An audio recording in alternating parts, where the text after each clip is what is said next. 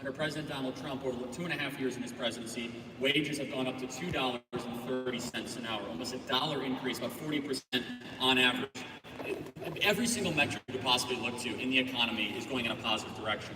And it's because of renewal of the American spirit, deregulation of our economy, and the other thing that we don't talk about enough, and something that Kyle, I think you'll appreciate because we both don't like foreign occupation and foreign war, President Trump has finally made this country energy independent, that we don't have to buy our oil as much from the Middle East thanks to what? Fracking, natural gas, and innovative technology that a lot of people on the left want to outlaw and completely get rid of. We are now, for the first time in American history, exporting more oil than we are importing. So we don't have to buy oil from maniacs in the Middle East that hates our guts and entire civilizations and theocracies that want to destroy America. And that's a very positive thing that doesn't get talked about a lot. And look, the broader picture is here, is that the economy is so good that even President Barack Obama is trying to take credit for it, right? I mean, we are seeing an economic renaissance, the likes of which is historic and unprecedented. We were through an economic malaise under President Barack Obama, and now we are seeing prosperity that is totally amazing. And whoever's the credit for it, Kyle, we can debate that back and forth, but the results are not to be debated. I have a packet of the most amazing economic success you could possibly imagine. It's a good thing that we have the lowest black unemployment, Latino unemployment, Asian unemployment, disabled unemployment, lowest ever black poverty rate. And my favorite statistic, I'll close with this, 6 million people are no longer on food stamps, and now in the labor market, that's 6 million people that don't have to go get food stamps anymore. Thanks for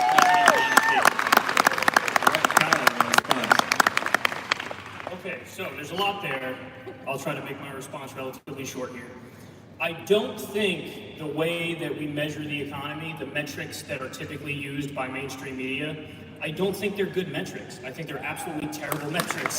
I think that when you look at something like the unemployment rate, okay, I'll give him partial credit for that unemployment rate going down, but then you also have to give Obama partial credit for that as well, because he did dig us out of the hole of that Great Recession. But basically, listen, the point is, Donald Trump used to bring up this thing called the U6 unemployment rate. Now, the U6 unemployment rate is a more accurate reflection of what the real unemployment rate in the country is. I mean, I'm sure you guys remember back to the primary season, he'd be like, you know, the actual unemployment rate is really more something like 10%, 15%. He would always kick that number up because Donald Trump was kind of right. The way we calculate it is nonsense. So when you look at the real unemployment rate, I actually should say the official one is 3.5%. The U6 unemployment rate is 6.9%, so it's significantly higher than what's often touted by mainstream media. And you have to include the discouraged workers, you have to include the people who work on and off, and people who are part-timers who want to be full-timers. So there's this whole category called the underemployed, and that's another 22 million people. You have 8.6 million people officially categorized as working poor in this country. You have, this fact always gets me, I think it's incredible that 78% of Americans live paycheck to paycheck.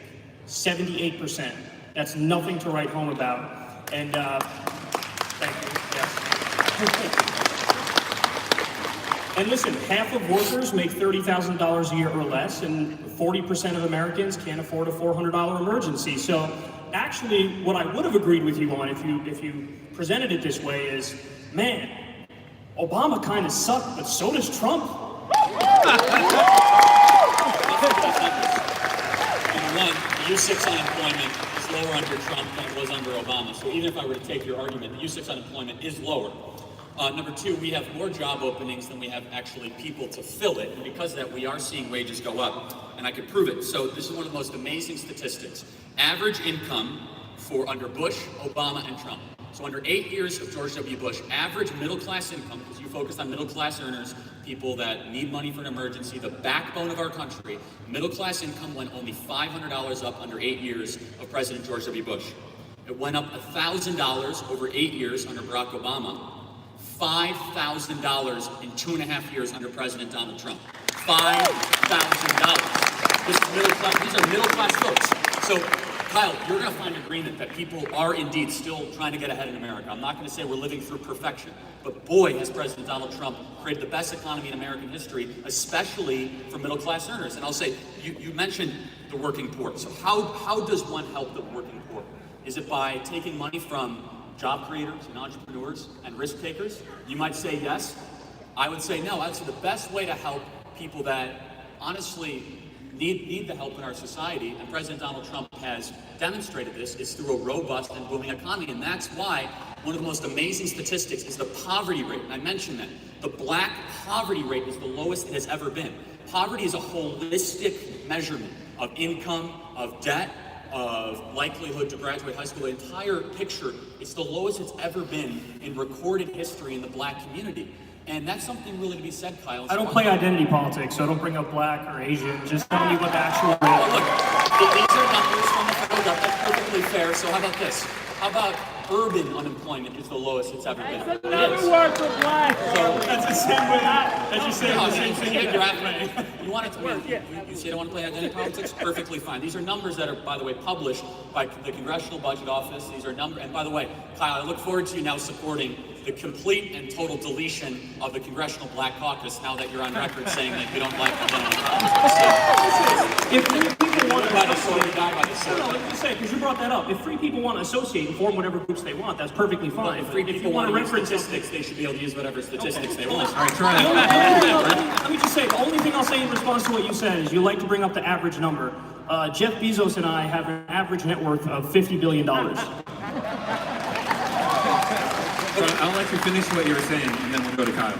So you mentioned the tax cut, which I'm really, happy to talk about. 22 million Americans, 22 million families, so over 80 million Americans have an extra $1,000 in their pocket this year, thanks to the largest middle-class tax cut in American history.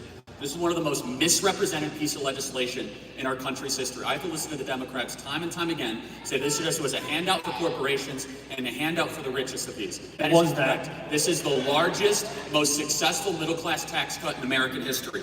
Fact, a family of four with an annual income of $73,000, which is the median family income in America, saw a tax cut of more than $2,000, a 58% reduction in taxes, thanks to President Donald J. Trump. And so you care about middle-class workers. I care about middle-class workers. President Donald Trump has actually delivered results and success for the people that we care about, the middle part of this country that trusted them with their vote for the first time in a long time. I'm so proud that this president is able to say, I've made life better for people that both parties have turned their back on for so long. Okay, so here we go. Now, so if you want the truth about that tax cut bill, let's talk about it. First of all, will I give credit in certain areas? Absolutely, because I'm not a hack. So when it comes to, I'm not saying you are, by the way, I'm just saying that I'm not one. So the good parts of that bill, the child tax credit went from $1,000 to $2,000. That's something we can agree on. Good, that's a good thing. The standard deduction was increased. That's a good thing as well. By the way, I like how we're both super tall and these mics are so low. It's so awkward to. It's gonna be like that presidential, keep leaning. Okay. All right, so now let's get into it. That's the good part. That's the stuff I agree with. Here's the bad part, okay? In 1952, the corporate tax rate, it accounted for 33% of all federal tax revenue. Okay, you understand that? So the corporate tax accounted for 33% of all federal tax revenue.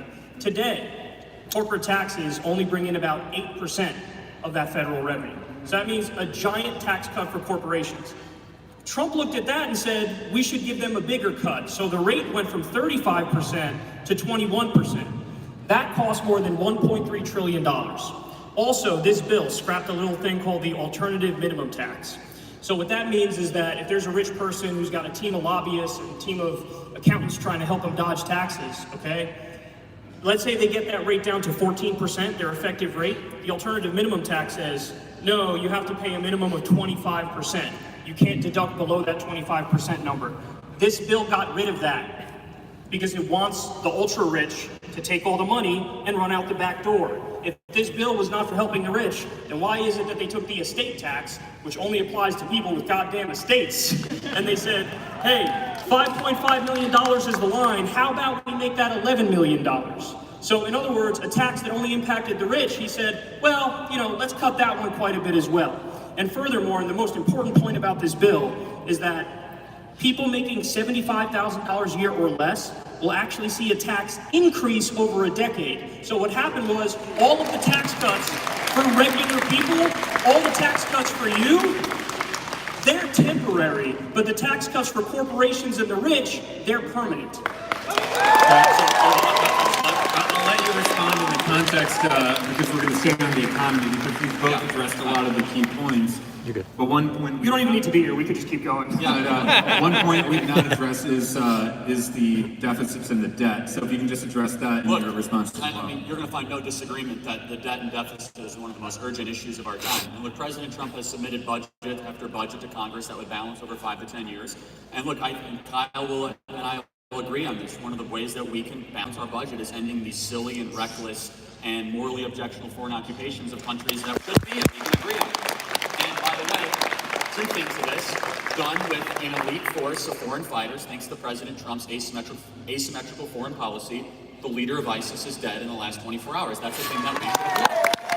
And I would have this done with an elite fighting force, no need for a foreign occupation. We can both applaud, the death of an ISIS leader that was totally and completely evil. And so, look, the debt and deficit, I'll tell you, we need dramatic spending cuts, and we need to, shrink the size and scope of government. We can talk about that at length. I think we're here to more talk about things that are happening in real time with President Donald Trump. I want to make 3 points about what Kyle said about the tax bill. Number one, Republicans in Congress tried to make the tax cuts permanent, and the Democrats objected to it. They filibustered it, and they never allowed it to happen. That's number one. So I agree that the tax cuts were not permanent for the middle-income workers, but it was the Democrats that prevented it from actually becoming permanent in the last 18 months. Number two, you talk about corporate tax rates and the percentage of the budget. Well, for those of us that understand and have studied the Laffer curve, we're actually seeing revenues go up. We have record numbers of revenues in the federal government go up because... And why is the deficit growing? Well, it's going because we're also increasing spending on ridiculous foreign occupation wars, something that I'm against. Okay, so we'll agree on that. We're increasing spending, but we're also cutting taxes. So I'm a big believer that we should cut taxes and cut government. So if you're going to... My philosophy is aren't the numbers yet in, but it was 8% last year. It's projected to exceed over 13 to 15% because now corporations are complying with the actual federal tax rates, because that's what happens when you lower the tax rates. Less people put their money overseas, and more people comply with the actual laws on the books. The third thing, I want to get to some philosophy really quick. Let me respond just real quick. The effective rate went from 23% to 12%, so that's not true. The effective rate went down. You mean corporation or individual? Corporate. 12% for corporate tax rate? Yes, the effective corporate tax rate went from 23% to 12%. It should be 0%. Yeah, that's perfectly fine. That's a very unpopular position. Please proceed. I'm happy to elaborate on it. This is a bigger philosophical point. And this is where Kyle and I will find no agreement whatsoever, respectfully. Is it our money or is it government's money? And that's a really important discussion to have, because you frame this as the creation of wealth is somewhat of a bad thing. I'm not going to try to mislabel what you're saying, but just because someone got rich does not mean anyone got poor. In order to get rich in a market society, means you have to employ people, you have to have a good idea, you have to voluntarily sell it over a long period of time, people have to purchase that product, you have to continue to prove yourself, you have to probably buy property or rent property, you have to get money flowing through the economy. Just because someone got rich does not mean they went around and stole the money away from people. Wealth creation in a market society requires innovation, entrepreneurship, something that makes every single person in this room richer. So when someone gets rich in a market society, they did not pillage and plunder and get that money with putting guns to people's heads. Instead, they were creative, they were entrepreneurs, and they were innovative, something that should be rewarded. And so that's where the philosophical difference is. You look at wealth creation as something that might be bad. I don't want to mislabel it, but your preferred presidential candidate says billionaires should not exist. I believe that every single person in this room that is using an iPhone, that goes to Amazon.com and uses Google and Facebook, your life has been made better thanks to the profit center that only someone that can become a billionaire has made possible. The market economy is the greatest, most assured way to create wealth for all people. Socialism is much more about hating the rich than helping the poor. I yield my time to Kyle. Okay, well, allow me to steal from your favorite, well, he's president now, but wrong. Well, I just want to test your theory real quick on wealth creation here. So, I'm going to give you two facts. I just want a yes or no answer. Jeff Bezos has over $150 billion. There are 50,000 homeless veterans in this country. If you could take 1% of his money to end homelessness for veterans, would you do it? I hope he gives it voluntarily. I will not put a gun to his head. I'll tell you why. No, that's a false choice. That's a false choice. Let me tell you why. It's a thought experiment. Because we have spent hundreds of billions of dollars to try to solve homelessness by taking money from the rich over the last 40 years. You want to solve homelessness? Stop electing Democrats to the city like Los Angeles, San Francisco. Donald Trump is president. He's not 500 people. That makes no sense. I don't actually love Amazon or Jeff Bezos, but you're starting to make me like him even more throughout the course of the debate. Jeff Bezos did not make his money going around city to city with automatic machine guns stealing people's money away. Half this room probably uses Amazon on a weekly basis. You have to be innovative. You have to be an entrepreneur. He employs hundreds of thousands of people in an extraordinarily competitive market. He did not get it by being a robber baron. That's how you get rich in countries that are socialist countries. Wrong. You get rich in a capitalist society, you must have a good idea. People must believe in that idea and continue to purchase that idea over a But long Charlie, period dude, of time. there's this thing called a social contract. Oh, this is a good. very Let's simple talk. thing. When did I sign that, Kyle? I must have missed it. Okay, well, you can go live in Somalia where they have none. Good All luck. right, so you believe in the Rousseauian theory that all of us are nothing more than a collective. I disagree. I didn't say that. I said there's a social contract. Who do you think wrote the social contract theory? Well, I thought you liked the Constitution. I thought you liked our Right, founding the fathers. Constitution that talks about this is so important. The Constitution actually rejected social contract theory. It said our rights come from what? From God, not from government. That government should not infringe upon your rights.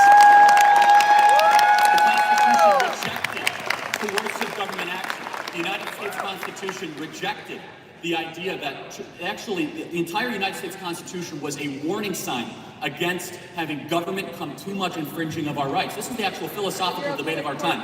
Because Kyle, you look at the entire political kind of system and you say, okay, there should be more government action because we must look ourselves first and foremost as a collective. Therefore, Jeff Bezos, the only way he was able to get that amount of money was eventually try to exploit people over a longer period of time.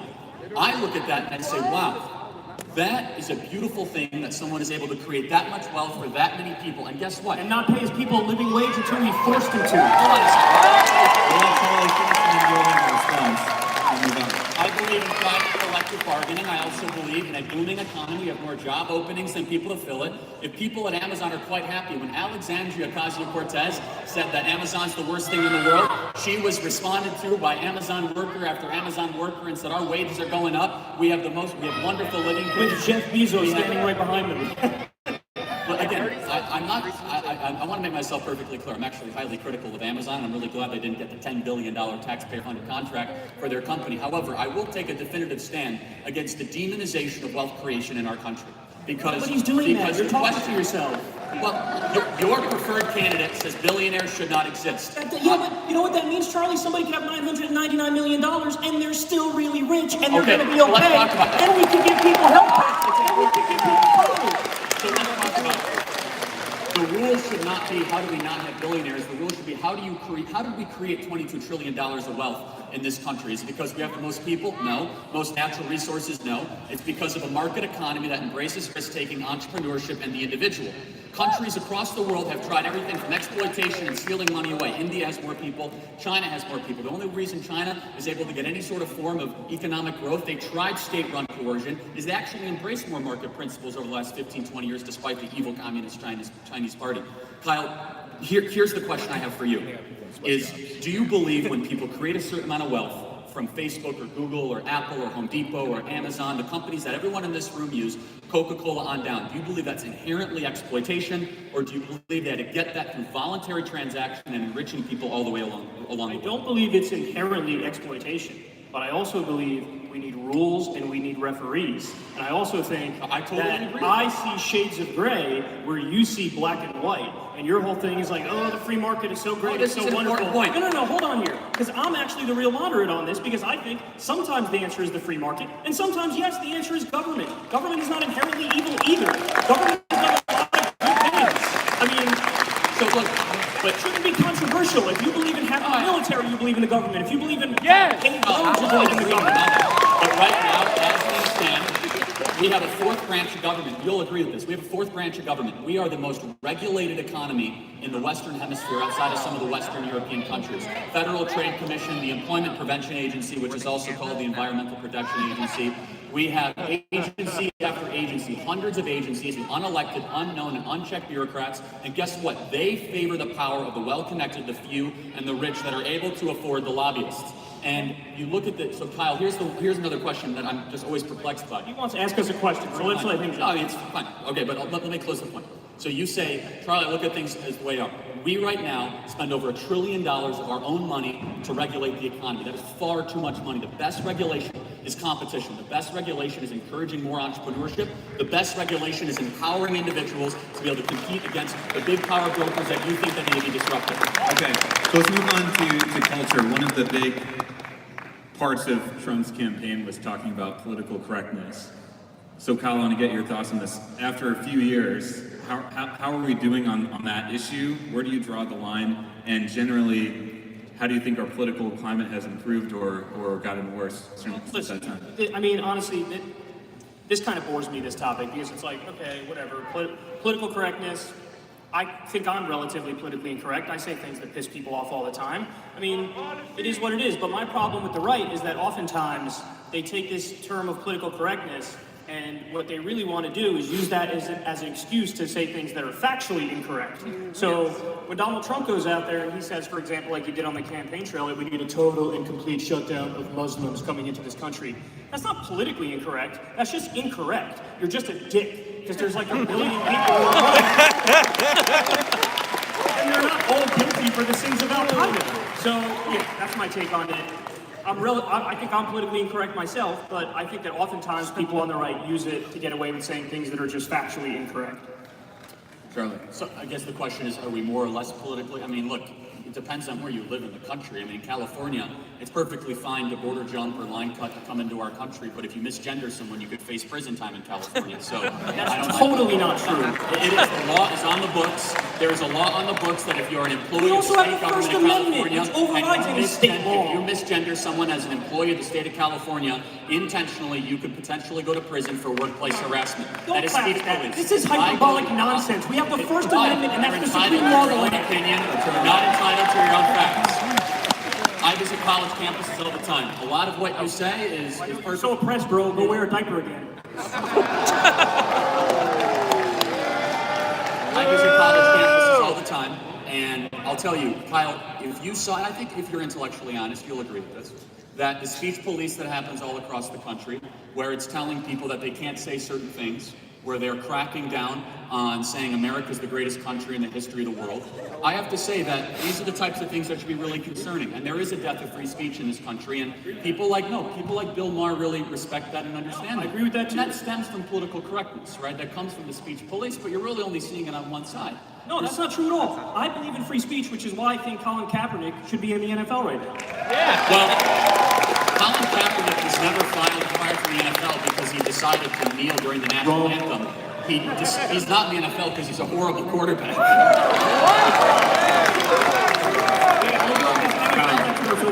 If Colin Kaepernick was any sort of decent quarterback and not throw 14 interceptions and only 8 touchdowns in his last season with the San Francisco 49ers, of which they are now undefeated thanks to Jimmy Garoppolo doing a lot better than they were under Colin Kaepernick.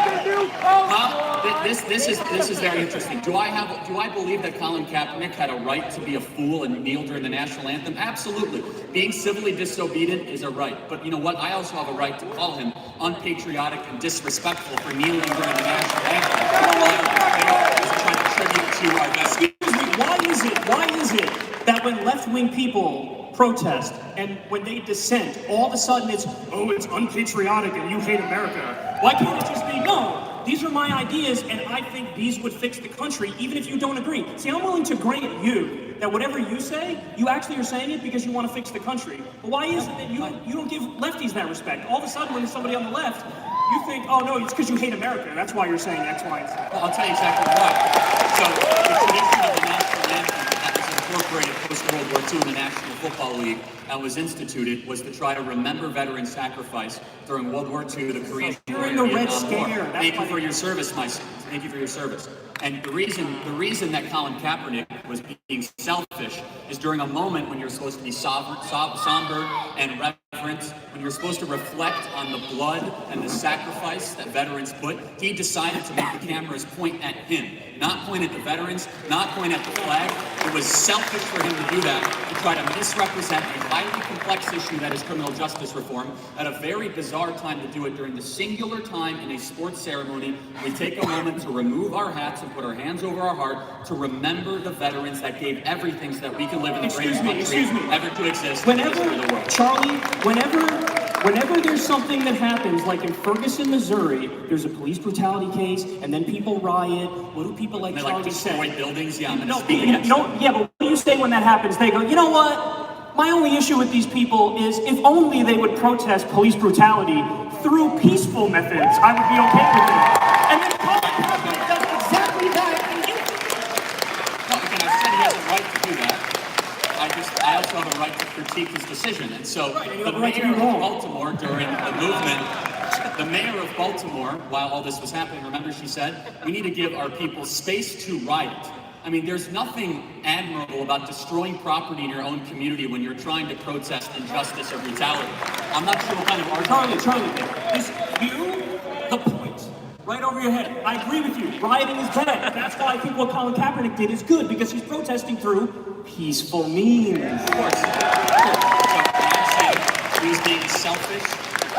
He was being a selfish individual that was all about himself during a ceremony that was also about veterans. So we're talking in circles here, broader about political correctness. I'm not the one that's going to say Colin Kaepernick should not have a right to do that. In fact, I defended his right to be incorrect and his right to be selfish and his right to be wrong. That's what makes this American experiment so special. I will say this, and the rise of political correctness and the rise of division in this country, you only see political violence predominantly on one side, and that is Antifa.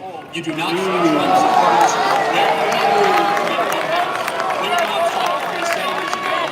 punching them in the face. You do not see people wearing MAGA assaulting gay journalists in the streets of Portland where no people are arrested. You do not see people wearing nationalist terrorism punching people in the face.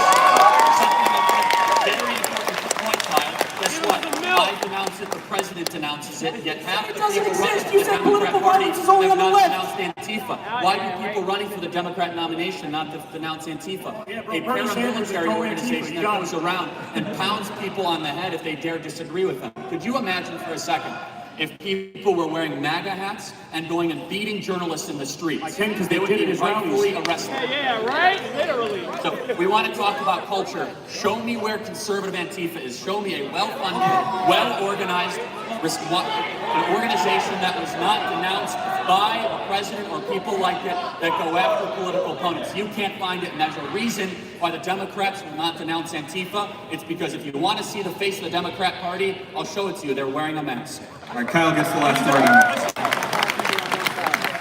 Charlie, you're not debating the Democrats. You're debating Kyle Kalinske. If you just asked me, it would have been very simple. What do you think of Antifa? Do I denounce Antifa? Yes. I denounce political violence.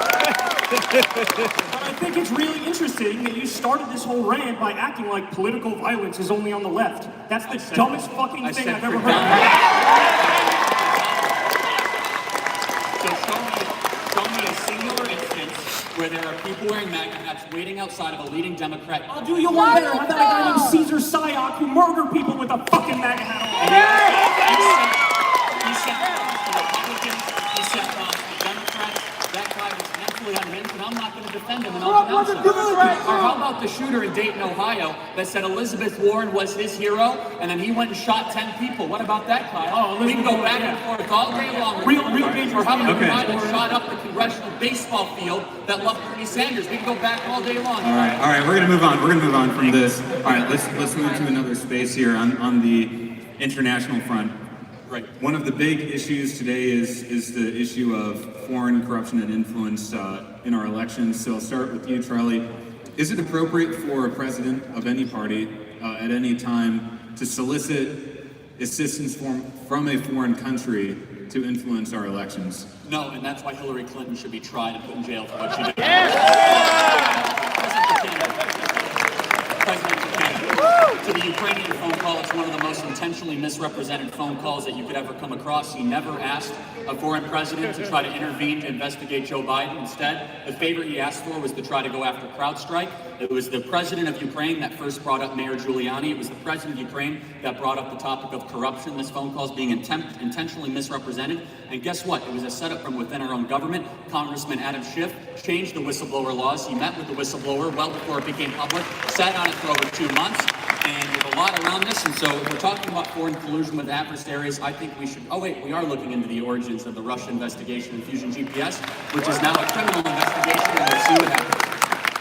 Kyle. Okay, so you were almost there, Charlie. You were so close, but so far at the same time. So, okay, you're actually correct about one thing you said there. Hillary Clinton did indeed try to get foreign help in the election against Donald Trump with Ukraine. But I don't know why you have to be so hacky when you say Trump didn't try to do the exact same thing. That's exactly what he did. So, show me in the transcript, where did he do that? There's a reason why Donald Trump's only response now is there was no quid pro quo, no quid pro quo at all. Because that's his only dodge, because he was obviously trying to get through as well on Joe Biden. Show me when he did that. He was asking the president to go after CrowdStrike, which was foreign meddling in our own election. He never ever said, ever, go after Joe Biden. The idea of corruption. He was talking about Burisma, and he was talking about the money that Joe Biden was getting paid. Burisma was never mentioned in the phone call. Now you're inferring you're looking into it. You don't have to infer it. He wants him to investigate Joe Biden. What do you think he's investigating for? Puppies and rainbows? He said, I money was getting go paid. after CrowdStrike. This is a very important thing, because if you look at the actual transcript of the phone call, and you look at who brought up the topics, right, and by the way, there was no quid and no quo, because the Ukrainian president time and time again said the aid was not intentionally withheld. We didn't even know the aid was withheld. We never made calls about the aid that were withheld. Doesn't matter. He was still trying to get dirt, and that's obvious. Listen, but show me in the call where it says that. I mean, hold on now. Please, you sound like Trump with the literal, a direct facts. literal interpretation of this is exculpatory of me. Everybody knows what he was trying to do, because he runs the government like a mafia boss. And you could like that or dislike that, but it is what he was trying to do. Now, here's the difference between me and you. The difference between me and you is, I will admit that Hillary Clinton did indeed try to reach out to the Ukrainian government to get dirt on Trump. And in fact, that's how we learned about Paul Manafort and his corruption, is because Hillary did reach out to the Ukrainian government and did get dirt. Now, I'm willing to say in the case of Hillary Clinton, that's dead wrong. You all need to ask yourself, why is it he can't admit the obvious on the other side? Why is it Donald Trump did nothing wrong at all? It's ridiculous. So Kyle, I'll ask the third time.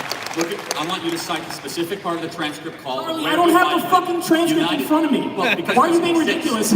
Because if it existed, if this smoking gun existed, people would say, here's what he said wrong, and here's the specific U.S. criminal code that was violated. It simply does not exist. Instead, they're inferring. Okay, they're saying, this reads like how the law was. We got it. You this all comes down to this. Trump did nothing wrong. Next question. This all comes down to this. From spring of 2016, the media talking heads were floating out impeaching Donald Trump. Before he was even elected president of the United States, impeachment was ramped up.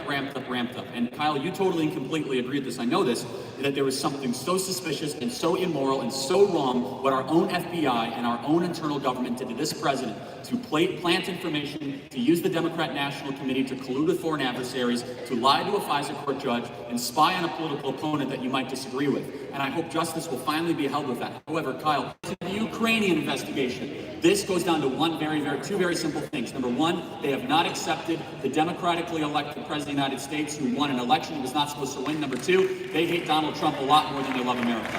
Just so you know. I'm not saying they. I'm not saying you. I'm saying the general they. Listen. Thank you for inviting me to the Charlie Kirk monologue night. I really appreciate it. I'll let you finish on this. Right. Okay, so let me respond to that. I'll sum up what he just said in a really simple way, and you won't have to sit through it all. Donald Trump, good. Democrat, bad. Very high-minded, Charlie. Thank you very much. So anyway, here's the difference. I'm willing to admit when Democrats do something wrong.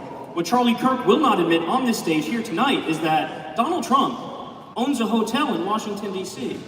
And oh, would you look at that? The Saudi government just happened to funnel him $300,000 through that hotel. Oh, would you look at that? Donald Trump just approved a multi-billion-dollar weapons deal that goes to Saudi Arabia as they're committing a genocide in Yemen.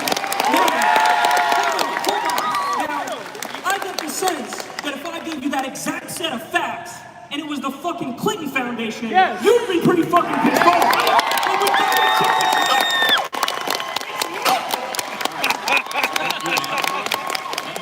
oh, damn right I'm fucking mad, because anything. All right, Charlie, I'll let you respond, but hold on, let me add another dimension to this because The off-approach just too much, I think, is how the old. okay.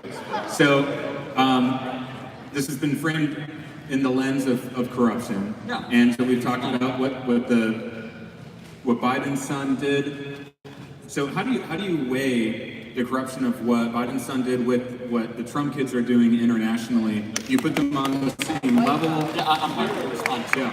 And also importantly, how do we fix that in the future? How do we prevent future kids of politicians from profiting off their offices? If you're looking for someone to defend Saudi Arabia, you know this, Kyle. I'm not going to do that. I think that our inside-out alliance with Saudi Arabia has been a mistake for the last 20 or 30 years, and they've misdirected us throughout the Middle East. And no, I don't support their proxy war of Yemen. So there I am, disagreeing with something. What about the $300,000 that went to Trump? Two, I'm happy to respond to that. I think it's laughable, to be honest, when a guy has a net worth of $3.8 billion and has hundreds of millions of dollars going through his entire international organization, that somehow he's influenced by $300,000 at a DC asset hotel to approve a weapons deal. I mean, if that, there you go. You're the conspiracy theorist if you think that's actually what's happening. Like, oh, I'm going to approve a Saudi weapons deal because my companies do hundreds of millions of dollars, and I don't know, the Saudis bought $300,000 in hotel nights. Let me go to Joe Biden. Kyle has similar distaste for the Biden family, so I'm not going to loop him into my critique here. However, conventional Democrats are protecting Joe Biden and yet trying to parallel it against Trump. Here's the big difference. As soon as Biden took office in 2008 as vice president, Hunter Biden went forth and sought international deals. He went on a board in Burisma that he was totally unqualified for, that he didn't speak the language, he had no familiarity with the territory or region. He had no understanding of natural gas or upstream development, earning $80,000+ a year. Not to mention his deal with the Chinese, where he went on Air Force 2 halfway across the world with Chinese officials, and 6 days later secured a $1.5 billion investment deal for his fund, of which he was uniquely unqualified to run for. What's the difference with the Trumps? The day that their father became the president of the United States, they stopped all international business deals. They did not sign one. The only international business that they did were deals that were on the books for 5+ years more. Kyle, you're entitled to an opinion, but you're not entitled to your own facts. No, Charlie. Nice political talking point you got there. Where'd you get that from, John Kasich? So listen, here's the bottom line, and I hope everybody looks this up. You know how much money Jared and Ivanka made since Donald Trump became president? $83 million in 1 year. If you think there's nothing wrong with that, I got a bridge to sell you. So these were previously owned assets.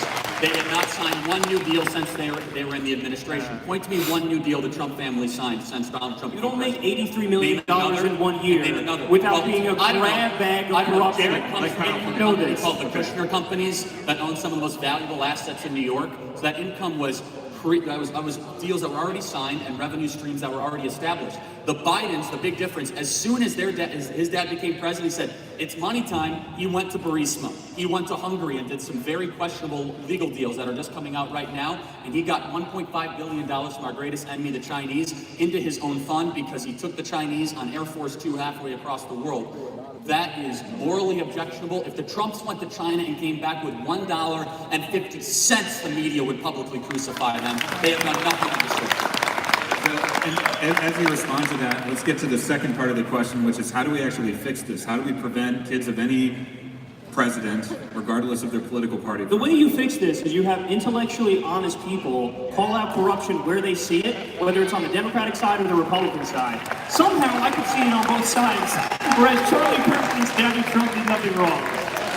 Look, I'll ask you again, Kyle. Show me one deal that they signed since they became president. My dude, I don't know if you're listening or not, but I said very clearly, Can you don't. name a deal? Okay, are you going to let me talk? Just name a deal. Are you going to let me please. talk? You don't totally make interrupted. $83 million in 1 year when Daddy is president as an oopsie. Right. So their income the year before that was $90 million and $95 million.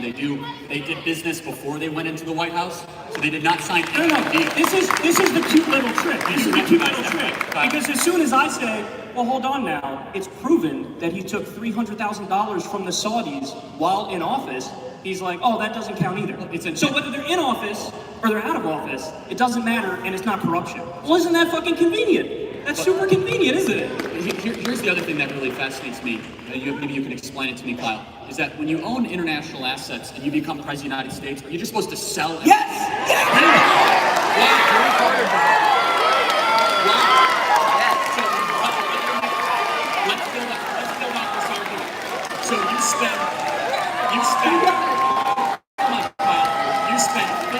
years building a business from nothing, fighting back bankruptcy, With daddy money. renegotiating credits, employing hundreds of thousands of people over 50 years. And then you give that business to your kids. That's not good enough. You somehow have to sell everything in a fire sale to try to appease the media that is far left wing.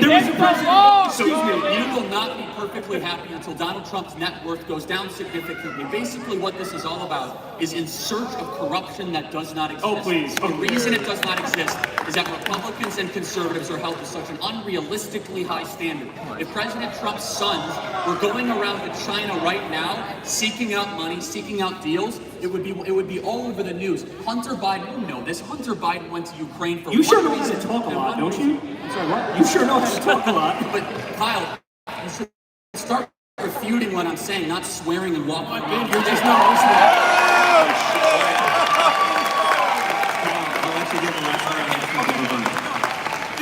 This will be very simple, and I'll go right to the point, unlike him. So there's a president by the name of Jimmy Carter. He had a fucking peanut farm, and he had to sell his peanut farm because the Supreme Court rightly said, you know what, man, that could be an issue because you could have foreign governments funneling you money through your peanut farm, and we can't have corruption. We're supposed to be a first world country, but somehow this fucking president gets to have hotels all over the world, a hotel in D.C., the Saudis funneling him money. Let me say this one more time, and this will be the final time. If this was the Clinton Foundation, I would be just as up in arms. But when it's the Trumps, I'm up in arms and you're not, and that says a lot. All right, final question on the international stage. We talked at the beginning of this debate about the working class and the Rust Belt. Are we winning the trade war? Depends.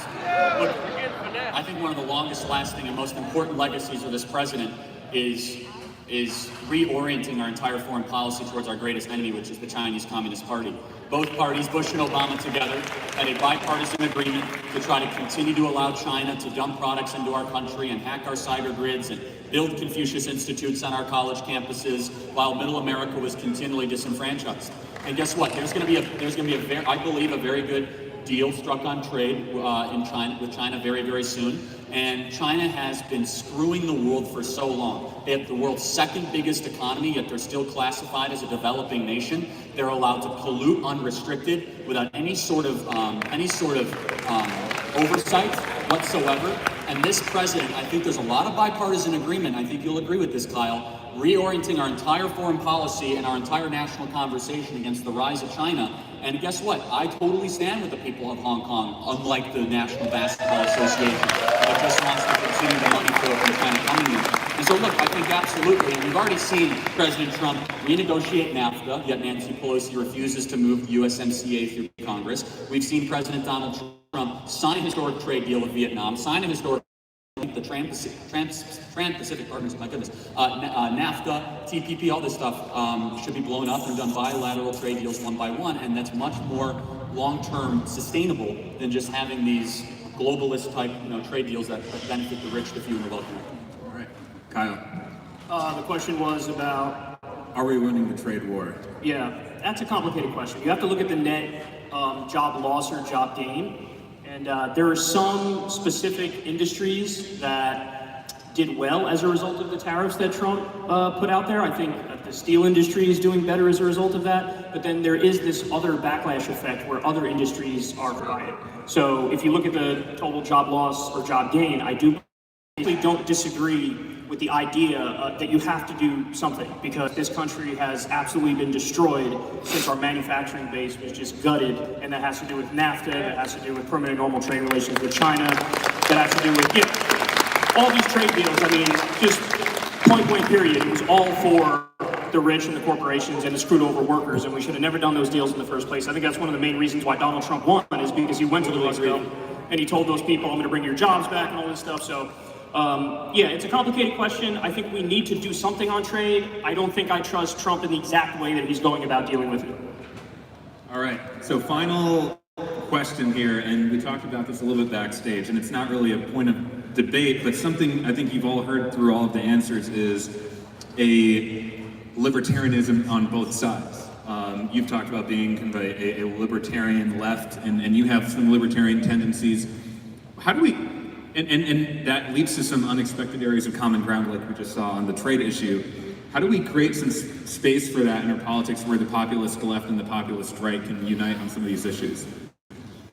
Yeah, so I think we're actually already doing that, because you could see that, for example, Mike Lee, Republican Senator of Utah, and Bernie Sanders, they worked together to use the War Powers Act to basically try to stop us from arming Saudi Arabia and helping them facilitate a genocide in Yemen. So you do have, that's right, that's a really good thing. So, you know, you do have points of agreement when it comes to war, where we can work together, and you do have points of agreement when it comes to the drug war, for example. You know, I want to free every single nonviolent drug offender in this country. You know,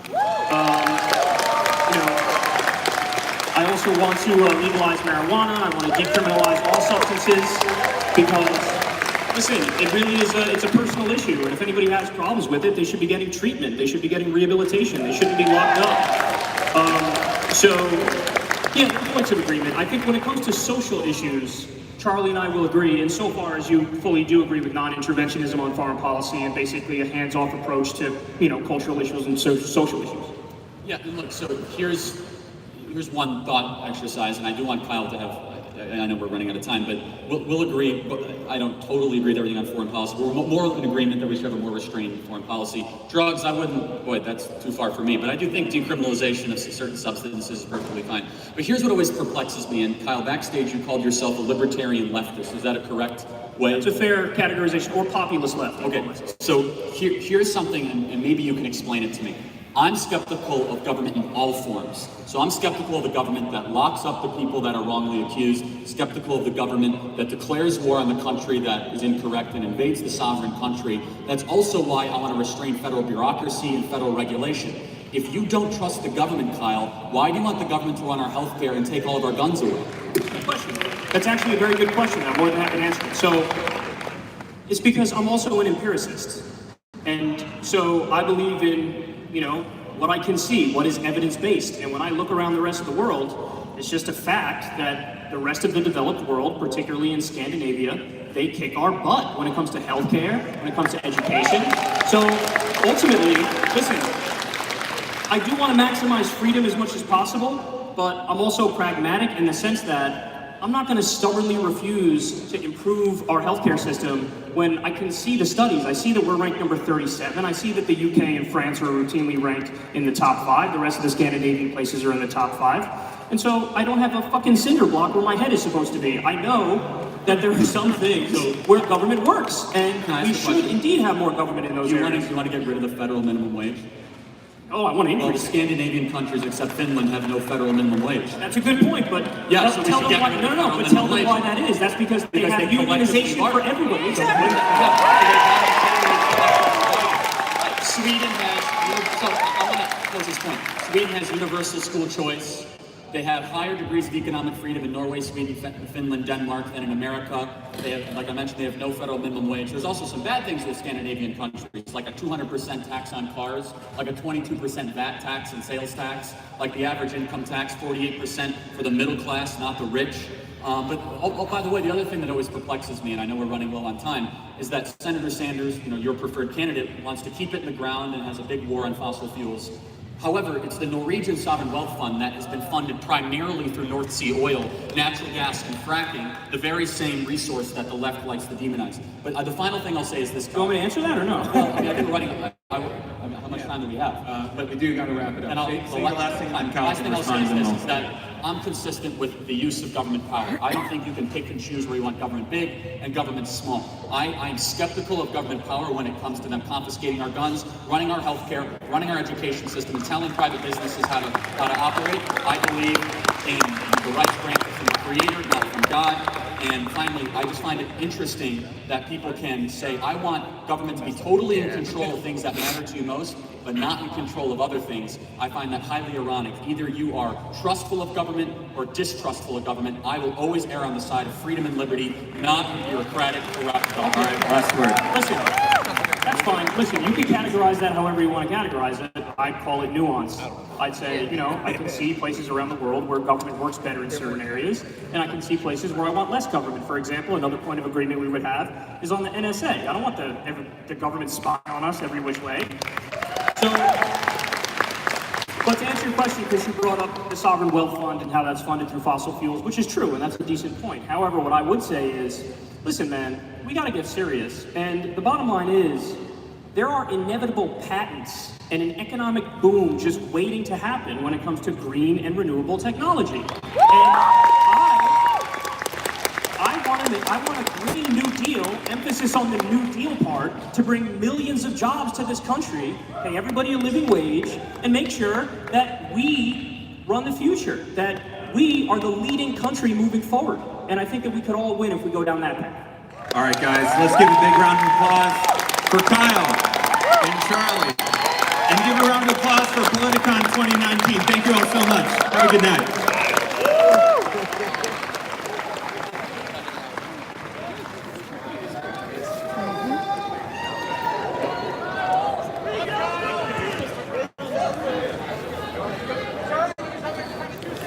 Ooh, peep the shirt.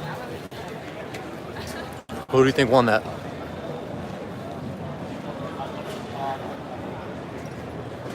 Thanks. I made it last night.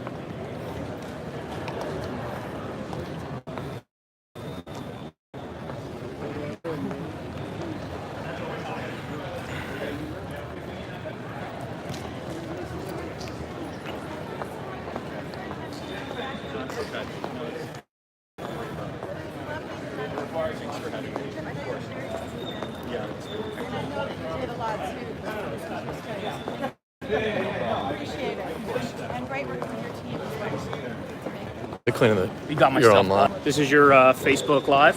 YouTube. YouTube Live, okay. Hey everybody. Let's see, what do we got here? 375, sweet. Oh damn, you were live streaming the whole thing? Yeah. Oh, that's awesome. That's so cool. Did you get everything we needed, or? I think so, yeah. Is there anything else you got? Take a peek. No, I think we have everything right here. Kyle, thank you so much for coming. Hey, great. Do you have any suggestions or anything going forward for next year? Let me, get me Ben Shapiro. Get me Ben Shapiro. Our dream, baby. Just get it. Thanks so much. Get it Nice done. meeting you. Good job. There you go. Take care. Thank you so much. Hey, great to see you, man.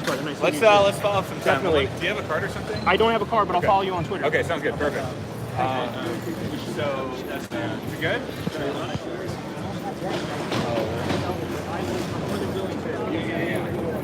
I wanted to get right to that. The diaper thing, and then think I really wanted to I just feel like you're about that. I was angry. I was angry. I know, man, but it was like, I'll let it pass. I appreciate it. Charlie was cool about it. Yeah. We're libertarians. Okay, well, you like me half the time. That's more than enough. I like all your stuff.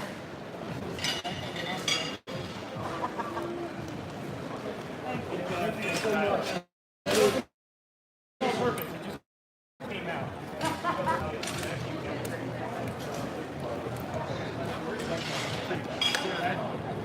I think we could walk, straight down.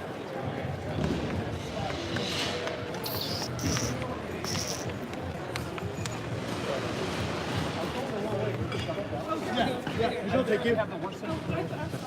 All right, I'm gonna wrap up in the green room, and then I'll try and. You are following one time in charge. Thank you, man. Good time. Absolutely. Yeah. I'll see you soon. He's on Rogan on Tuesday.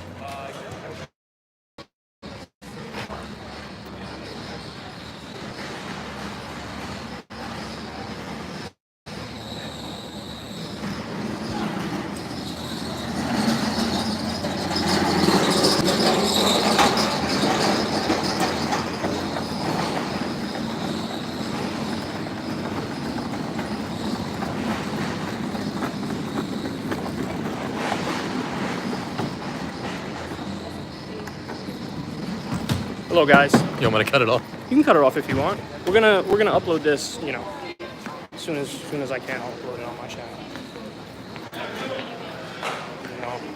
I don't know how. I'm gonna have to figure that out. You could just take the whole shit. I'll send it to you. Thank you.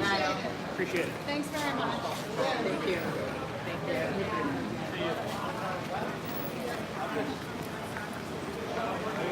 Okay. Yeah, you turn it off.